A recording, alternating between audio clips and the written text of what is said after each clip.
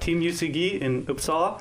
I am Tim Josefsson, or Dr. Time on Octagon, and I'm here with... My name is Victor. I go by KJSD on Octagon and sometimes on forums.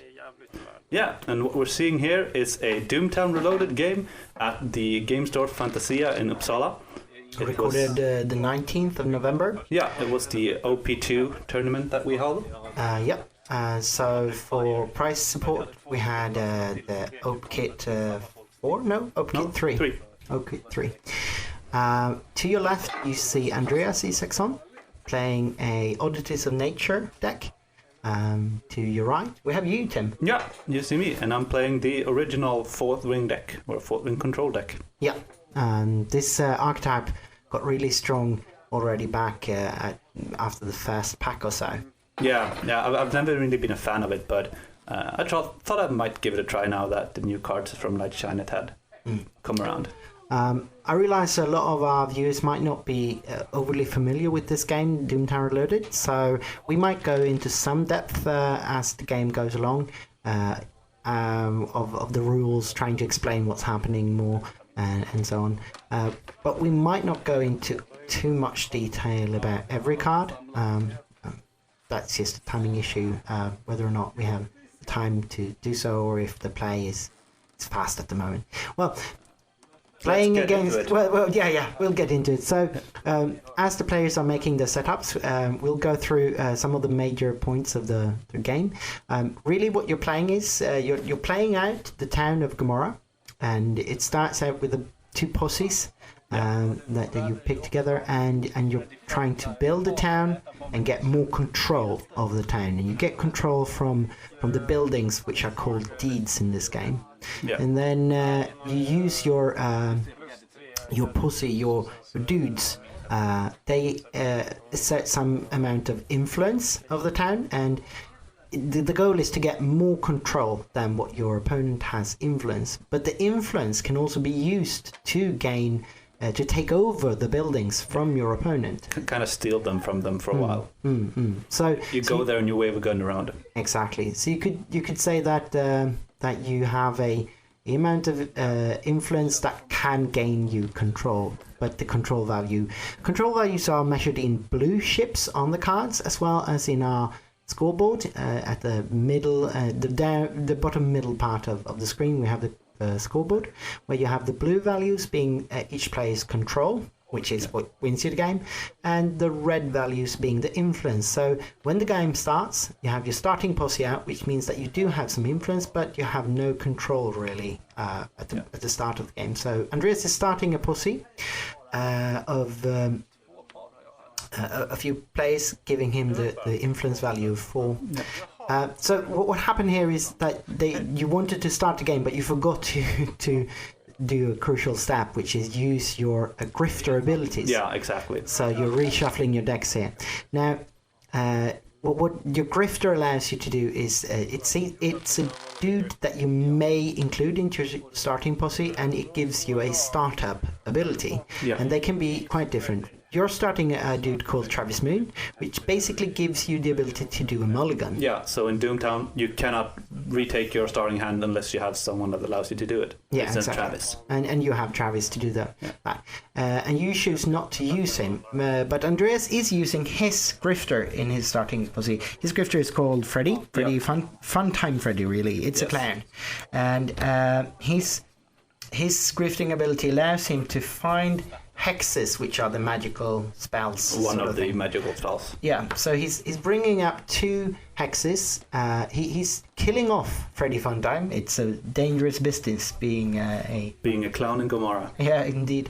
So he's pulling out 2 of his spells from his deck, and then you get to choose which of these spells will be removed from the game and put onto Boot Hill, which is the dead pile, and which of these deeds he can attach to his huckster in his starting posse. Yeah. So as he's choosing and you're choosing starting things, I could go through some of Andreas' starting posse. He's starting a huckster, which is the magicians, or one of the kinds of magicians in the game, Valeria Batten, and you're playing her as well. Yeah, she's a good one. She's a good one. She's a decent huckster, and she's got silver bullets, which is the better fighting value. She's got a ability as well, but it probably won't come much into play. No. Both of you are also playing Jake Smiley, which is basically just sheep influence. Yeah, sheep influence, a way of getting some extra influence from the start. His influence is a bit dodgy though, because he can't use his influence during the rounds. He just gets the influence at the time when you're looking whether or not someone has won the game or not. He's also playing Margaret Haggerty, which is a new character, came in the last box. She's a mad scientist, and that gives me the idea that he's probably playing the Wretched. Yeah, which is an abomination that's hits hard and it's kind of nasty. It's a fighting kind of character. Yeah. It's also one of the new things that came in the last box. So now we go into the first phase of the actual game, which is the low ball, where you're drawing a poker hand, and whoever has the worst poker hand, essentially, gets some of the money and also gets initiative. You basically steal the money from your Ghost Rock is the money, is the currency in the game. So you steal one Ghost Rock from your opponent if you win lowball, which you did. Yeah. It cost you one of your jokers. You only have 2 jokers in your deck, and you whenever you use them, they are discarded. They're removed from the game really into that part. So you lost your joker in lowball, but you did win lowball, so you get more money than Andreas has from the beginning, and then you take some income, which is the second phase.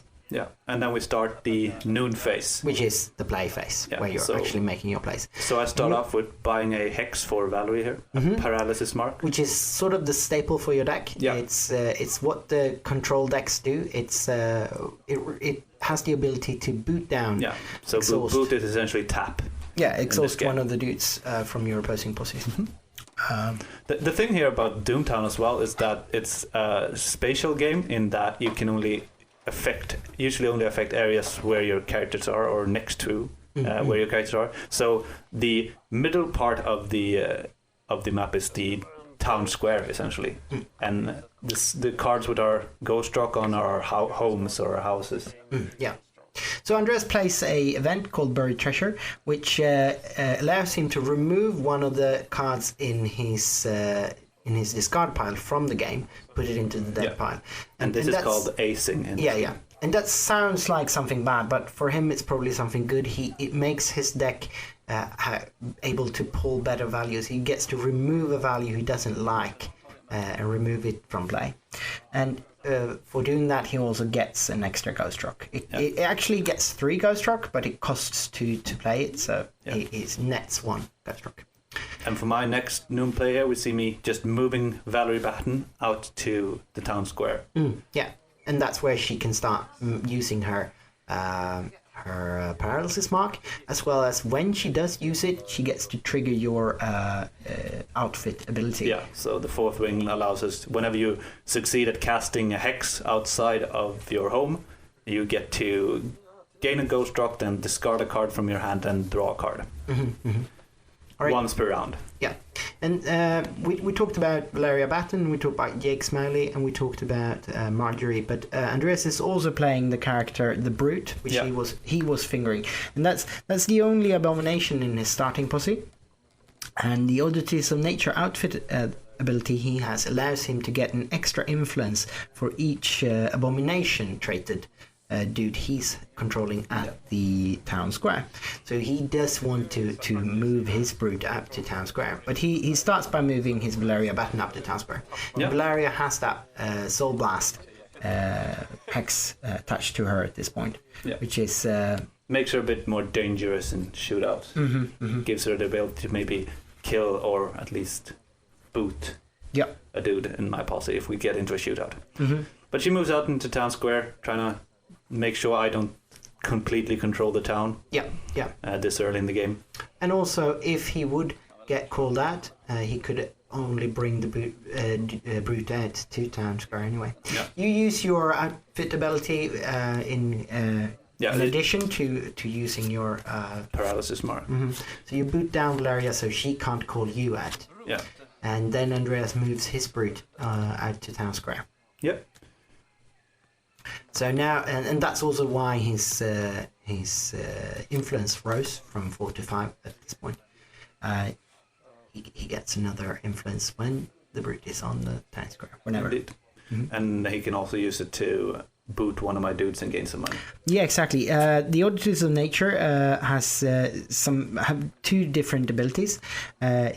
It allows your abominations to get an extra influence when they're on town square, but they also have the new boot ability, the play ability to boot your abominations in town square. One abomination in town square to gain 1 ghost rock and boot an opposing dude in the town square. Yeah, and here we see me being really lucky with my starting hand, and I play another paralysis mark, this time on Leon, which is one of my starting dudes that we haven't covered. He's essentially a huckster, just as Valeria, but he also has the ability to boot himself, then make a huckster test and boot another. So he's essentially a walking paralysis mark himself. Yeah, so now he's got 2 paralysis markers on him. Well, your starting posse was comprised of Valeria Batten, which is just a regular huckster, a good one. Jake Smiley, which is some cheap influence. Dolph Sugg, or whatever, however, Dolph, I think. Dolph Sugg. Dolph Sugg. That's, and he doesn't have an ability, but he's a decent shooter. He's got 2 influence, which is quite good, and he's cheap, but he does have upkeep. He does come with upkeep. Yeah, but it's usually worth it. Yeah, usually. And then you got Leon in your starting hand, and also Travis, like we talked about. Yeah, and Travis allows you to do a mulligan, like we mentioned in the start. And he's a decent shooter as well. And 2 bullets. Sheep costs virtually nothing, and if you can have him as cannon fodder, if you have to take a casualty, you can always kill Travis. He's not worth anything to you. Doesn't matter. And here we see me playing a Circle M Ranch, which is a deed. Yes. The locations in the game are called deeds, and you play them on either side of your house. Basically on your side of the street, and they are now locations that you can move to. So you've just made the play area bigger. Yes. In a way, it gives you 1 control. So now you're moving towards actually gaining control of the game. Not there yet, but quite a bit far off. But it increases your income for the next turn, and most importantly, it has a draw ability, which is very strong in this game. Whenever you have 3 or less cards in hand, you can draw another card when you use it. There are not many draw abilities in Doomtown. No. They're very uncommon, so this is a good one, and it's been around for a long while. Yeah, this came in the start box. Yes. So it costs exhaustion. Almost all abilities are limited to use 1 time each turn. Yeah. So here we see me using it, just booting it and drawing a card. And even abilities that don't require you to boot your dude or location card, they're still usually limited to 1 time use. Once per turn phase. Yeah. Even if they don't say so, they are limited. Some have the keyword repeat. Repeatable. Yeah, which means that you could use them several times. And whenever we see one of those, we'll tell you about it. And here we see me playing one of the newer cards, the Tummy Twister. Kind of a gimmick of this deck, really. Yeah, it was what I built the deck around, essentially. Yeah, this is sort of an attachment thing. It starts to attach to a location, and whichever dude moves to that location, it attaches to the first dude to arrive there. And it gives that dude 1 more upkeep. And there are no really good ways of getting rid of attachments in this game yet. So whenever you get that one attached to your dude, he costs 1 more each turn. And if he's not an essential dude for your deck, you might consider just firing him in the next upkeep phase, because just paying that much money for a dude over and over again might not be a good idea. Yeah. Essentially, the plan with it was to try to get it to stick on the essential dudes. Obviously. Now, you played it quite defensively here. You played it to make it so that Andreas won't take over your Circle M Rage. And we move into, both of you pass play, and we move to another turn. So you unboot all your dudes and locations, and you get to discard 1 card in order and draw a new one if you like. This is called the sundown. Yeah. And this is also where we check for victory. So the only time you can win in this game is if you have more control than your opponent's influence in the sundown phase. And we've just started the next phase, which is the first phase of the second round, which is another low ball. And both of you pull jokers, but for Andreas this is a little bit worse than for you. Both of you will lose your jokers at this point, but Andreas's joker has the built-in ability. It's a new joker. It has the built-in ability to raise the draw hand by 2, which is good in shootouts, but it's terrible in low ball. Yeah. And it also makes the hand cheating, so that whatever hand you had can trigger any cheating resolution play. Yeah. All right, so you are careful to show us your hand. Andreas shows us as well. He's got a circle emerald in there. I didn't see what you showed us, but I think I had a blood curse there and a bird's build and loans. So some decent cards. Yes. Yeah. So here we start. Seeing as I took the low ball, I will have the first play, and I immediately start by trying to boot his Marjorie, so that he can't invent some terrible abomination dudes to walk over you and kill you. And I get to trigger my house outfit ability. Yeah, gains you Ghost Rock and allows you to redraw a card, and you draw into a blood curse. Yes, another one. So a blood curse is basically a way of lowering your opponent's influence. And bullets. So you can use it in a shootout to lower the bullets quite significantly, or you can use it during just like a regular play, and then you will also be able to lower the influence, which is usually stronger. Yeah. And I think really what you want to do in your deck, because that way you can, even though he has significant influence on played out in his posse, you can lower it enough to perhaps win the game. Yeah. And here we've been talking a lot, or we've been mentioning shootouts a lot, and maybe we should go into that a bit more.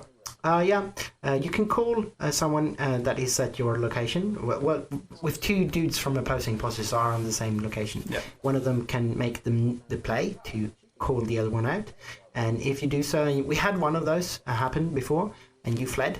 Yes. So if you're called out, you can turn it down and just run home.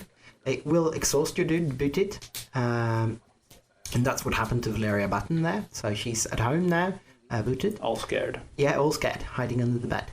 Now, if you do accept the shootout, we will have a round, or as many rounds as you like, of shootout plays, which is a special action phase where you play cards that will affect the upcoming shootout in different ways. It could be abilities on your dudes or on your deeds, or it could be event cards with the shootout abilities on them. Here Andreas is playing a Circular Mirage, which is the same deed that you have in play, which allows him as well to do some draw, and it will give him his first control. Now, when the shootout plays are done, you will actually start to draw your shootout hands, and you get to draw 5 cards for a poker hand, but in addition to that, for every silver bullet you have on your shooter, you will get another card into your hand, and then you will get another additional card into your hand for every other shootout person on your side in shootout with silver bullets. But you can't count all their silver bullets, just whether or not they have silver bullets or not. And then after you've drawn your hand, you get to change, make 1 change of cards, and you can change as many cards as you've got brass bullet dudes into your posse. Or draws. Draws, they're called, yeah. If you've got your shooter, if your shooter is a draw, he can have, or she can have a value of a draw, and that's how many you can change. And then you get an additional changes for each other draw in your posse. Yeah, and then you, when you're done with all this, you'll discard cards down so that you only have 5 left in your hand, and then you'll compare your hands with your opponent, and whoever has the highest poker hand Yeah. essentially just counting ranks of full houses, straights, of flushes, and such, and so on. Yeah. will win. Yeah. And then you compare them. You have the resolution play phase before that, so you show each other your hand ranks, and then you get to do a round of shootout plays. Yeah, resolution plays. And if one player is cheating, cheating resolutions are also open for play. Yeah, and cheating is essentially, for instance, if I have 2 Jack of Hearts in my hand, that's not a legal poker hand. No. Something it's wrong with that, so Yeah. you can punish that usually with cheating cards, which is called cheating resolutions. Now you just used your Soul Blast. No, sorry, Blood Curse, in order to lower the bullets and the influence of Larry Batten on the town square. Andreas Larry Batten. So she's down to just 1.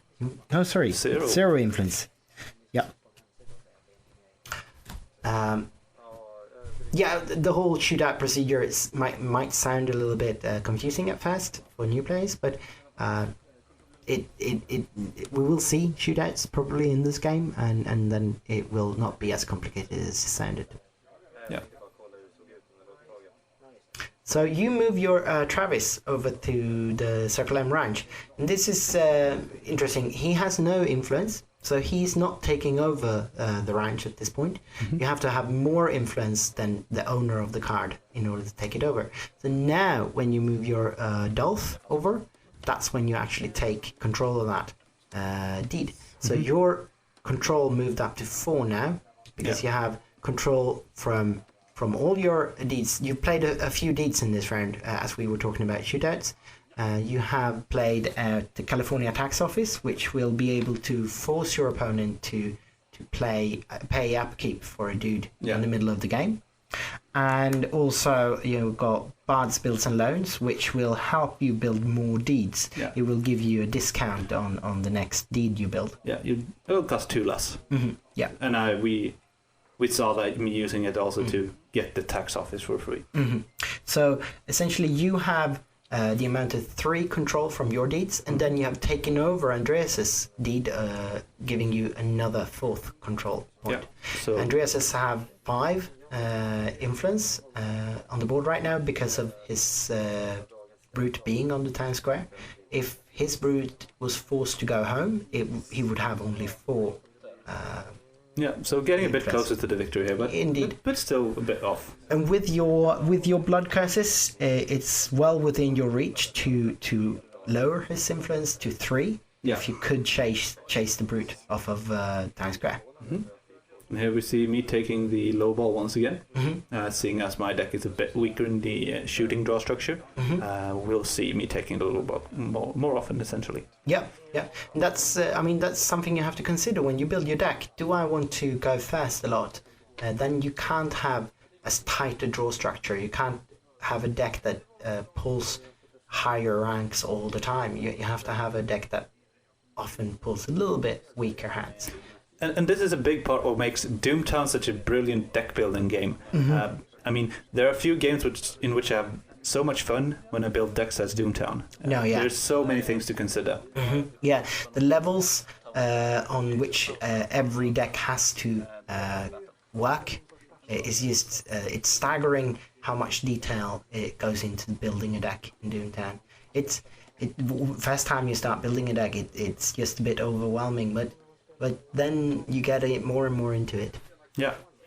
And here we see, as predicted, I've been holding Valeria Batten down in the town square for the entire game so far. She's been booted basically every single turn. And this really restricts Andreas from playing any hexes on her. Well, she can't play any more hexes as long as she's on town square. She has to go home. Yeah, but she hasn't been able to go home. No, she can't. Booted. No, she can't move from town square as long as she's booted. So essentially, you cannot move a dude who is booted. When they're booted, they're out of action. They're stuck, yeah. Unless you have cards that specifically allow you to move booted dudes. Yeah. So Andreas is considering his place at this point because he realizes that he's in a bit of a dire situation. Having only 5 control and some of that control being dependent on him standing on a certain location, it does limit his options, and he really feels that control that you're forcing on him at this point, probably. Yeah. He's looking for a way out here. How can he get you to lose that grip on his deck that you have at this point? Andreas is a very careful player. He's considering each and every move very carefully, and he rarely makes those play mistakes that you might get into because he's taking his time all the time, and he's always it feels like you're playing chess when you're playing against Andreas. And I mean, he's a great player. He's one of the best in our meta. And it's always a real blast playing him. Yeah. So he moves his brute home now, which will lower his influence to 4. Yeah. And regain control of the. No. He's next. Dolph is 2 influence, so. Dolph is 2 influence. The brute has no influence, so he's preparing to somehow fight me off. Fight me, and he wants to have the brute there. The brute has a defensive ability. The brute can soak up casualties, so he's probably looking to get Margaret into a fight here. Yeah. And that's essentially the reason I booted Jake there, was that I wanted to limit how many people we can bring into the fight. I know my deck isn't a shooty deck. I've only got draws there, so I need every advantage I can get. Yeah. So you're looking through Andreas's discard pile. The discard pile is open information. In this game, since you are constructing your deck around certain values, when you look through your opponent's discard pile like this, you can get a very good grasp of what cards you can expect to find in his deck. Yeah. Because it will be often of those values that you can find there, especially when you have perhaps half the deck or something like that in the discard pile. You can pretty much grasp the entirety of your opponent's deck at that point. And here we see a shootout, an actual shootout. So I think Andreas called me out. Yep. And he's moving Margaret into the posse. Yeah. So the player that did the calling out starts by forming their posse, and any unbooted dudes in that any booted dudes in that location, isn't it? All the dudes in that location can join. Yeah. And any unbooted dudes in locations adjacent to the location can join. So his Jake and his Valeria Batten couldn't join because they're booted, but he could move Margaret in because she was not booted. And then we draw, since we only got draw hands. So we draw 5 cards each. And you get to change a few of those, depending on how many brass bullets you have. And then so Andreas didn't change anything, and he has a full house. Yes. He pulled a legal full house, and you pulled, what's that? 2 of a kind? No? I think it was a 2 of a kind or something bad. Yeah, a horrible hand. I'll get my ass handed to me really. Yeah, a horrible hand. Yeah. Your dudes also got a bounty on them because they are in a fight in some other person's location. So when he kills a dude or both of them in this location, and he makes it worse for you. You have actually a decent hand there. You have something like 4 of a kind. Is it that good? Might be. It's a 4 of a kind, but it's a cheating 4 of a kind. Yeah. And now it will be very much less good. So since I cheated, Andreas get to play a card called This'll Hurt in the Morning, which allows him to take 2 of my cards and discard them, and I'll get to redraw 2 cards. Yeah. So I think I go down here from 4 of a kind to 2 pairs or something. Or 2 pairs or a single pair or maybe a tris. And from my end, you saw me playing a card called It's Not What You Know, which allows you to pay some money in order to increase your draw hand rank by 1. Yeah. Which in this case will only lessen the blow a little bit. Yeah, I think it saved me from actually having to ace both of my dudes to only having to ace 1, but we'll see soon. And essentially this would keep going, so for every round you would take your casualties and you'd compare your draw hands. So you kill off Dolph Sug and you discard The other way around. I kill off Travis, obviously. Oh yeah, of course. And I keep Dolph in it. Yeah. So if I were to have any dudes left now, we could have continued. Both players would have gotten to choose if we wanted to run home, and then we would continue until either side is out of play, or have ran away or something. Like that. Out of characters in the fight, whichever way that happens. And here Andreas also got some money because Circle Emerald is what's called a private deed, which will, if you start... your dude's got a bounty on them. Yeah. So he takes the bounty for killing your dudes. But essentially... It looks good for Andreas now. Yeah. But you have some of your dudes not being booted, which is at all. And he's only got one dude that isn't booted. So you have a lot of more movement left in you, and Andreas can hardly move at all. And it looks good for him if it would turn into another round. But if you can finish it this round, and there's a good chance you can. Yeah. Moving Leo out like this with his paralysis, built-in paralysis mark, and with his blood curse is a serious threat to Andreas's deck at this point. And essentially, my move from last round, where I actually went with Travis and Dolph to his deed, was kind of to pull away Marguerite from her home. And in addition to that, I got the brute out of the town square, which was... It made the casualties worth it, essentially. Yeah, because this opened up the window for you to seal the game here. And now we just have to see whether or not you're able to do so. So, because essentially when you move around in Doomtown, the only time you don't have to move to boot is when you move from your home card to an adjacent location or the town square, or from the town square to any location except your own home. Exactly. Going home costs your dude to boot. So if Andreas wanted to move his brute now, for instance, from his circle and ranch there out to the town square, he would have to boot it out. Yeah. And wherever he wants to move it from there, it would boot in doing so. And that's the only person he has on the board right now that can move. He does have quite a lot of Ghost Rock, so if he's holding on to a dude in his hand, he will be able to play that. Yeah. And here we see me getting another blood curse. Yeah. And that having 2 blood curses unused at this point will be able to lower Andreas's influence by 2. And since you already have 3 control on the board, that would be enough. If you could lower Andreas's influence to only 2, that would give you the game. And Andreas, of course, could move his brute back to town square, and in doing so, he'd get another influence. Yeah. But then you could take perhaps the Circle Lamb Ranch and have 4 control. Yeah. So with that blood curse, the whole game switched, I suppose. That from looking a bit dire for me now, it's the other way around. Yeah. So essentially, I'm really threatening now to win the game this round, unless Andreas plays a dude, essentially. Yeah, if he's not holding on to a dude, he will have a really hard time defending at this point. Yep. And I think that's what he's considering. I think he's trying to do the math whether or not he can somehow stall this round out and get into another round of play. Because if he can do so, he's in a good shape.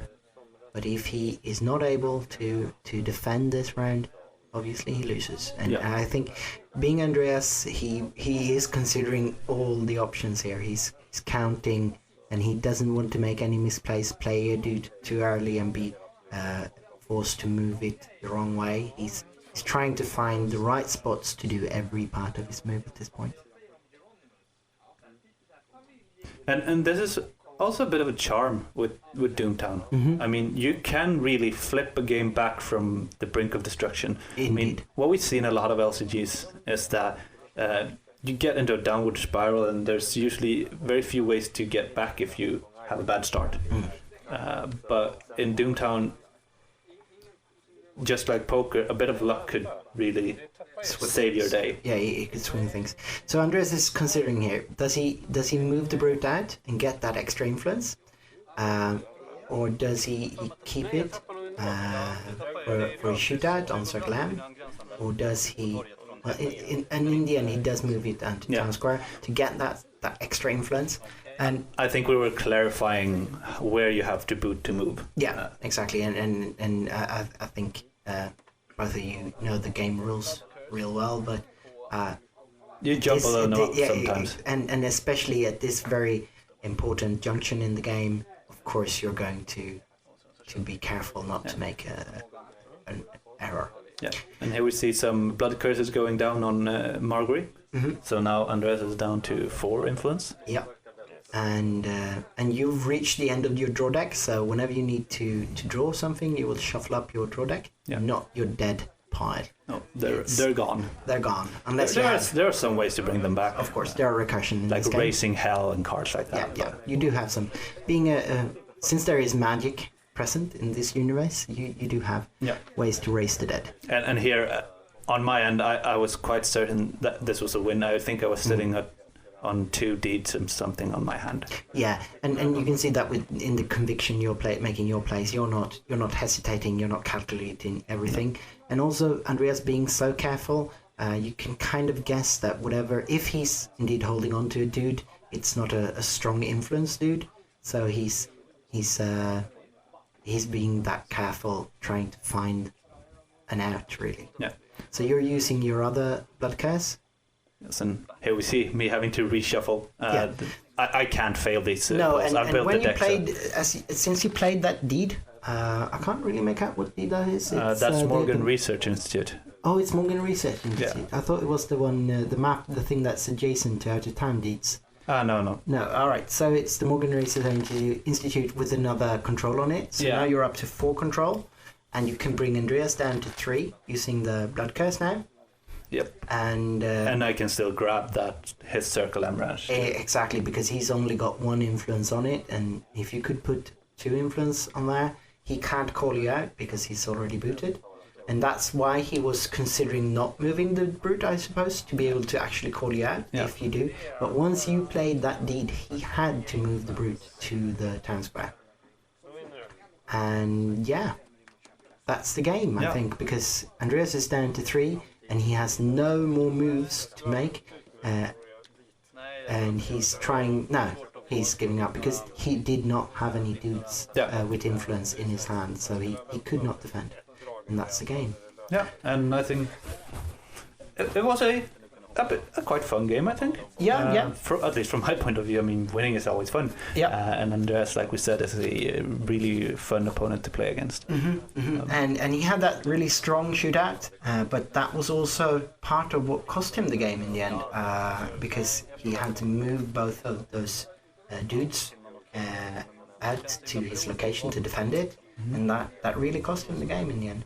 Yeah, and also, as we saw, and I think we discussed this a bit at the end as well, but having that Valerie on the town square and keeping her locked down the entire game really helped me out a lot, making me not able to play his own cards or own hexes. No.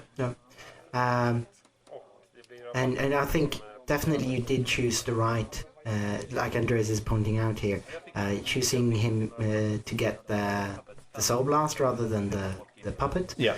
The puppet would have been so much more useful to him if Valeria Batten would have been standing on town square with the puppet.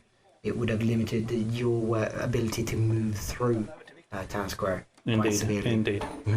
All right, so a fun game of Doomtown Reloaded from our OPkit3 tournament. If you haven't tried this game, make sure to do that. It's one of the best around. Indeed it is. Thank you very much. See you around.